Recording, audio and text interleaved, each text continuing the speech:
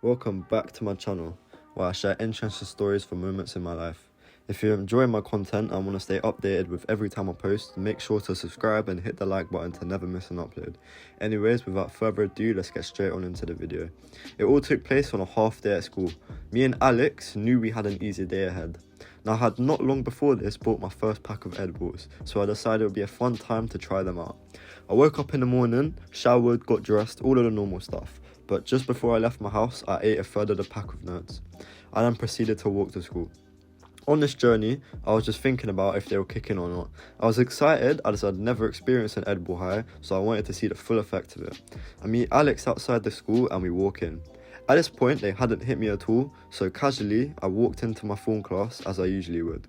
Now, not long into this lesson, probably about 20 minutes in, I felt it kicking. The edibles literally hit me in the face when I wasn't expecting it. I was zonked. I don't know what it is with edibles, but fucking hell, they're intense. I could see myself from a point of view behind me, as if I was a spirit looking at myself. But since I had expected this, I didn't panic, so it was actually a good trip. I got really fucking thirsty, to the point I drank my 2-litre bottle in like 30 seconds. It was crazy. I could feel my heart beating in my ears as well. I felt the time going slow, yet I looked at the clock, and after some investigation of looking at it for ages, I realised it had only been like 15 minutes since it kicked in. After that, I got really tired and I just fell asleep for the rest of the lesson. I think I blacked out because I don't really remember anything until I got woken up by my mate that form had finished. Now, you'd think I could just wake up and get ready to go lesson, but no, I had to climb out of a deep hole in my thoughts. It was like I was sleeping, but awake. It was fucking weird. After some perseverance, I got out of my chair and headed to my next lesson. Now, thank God this was the only lesson left, because I think I would have died if I was there any longer than half a day.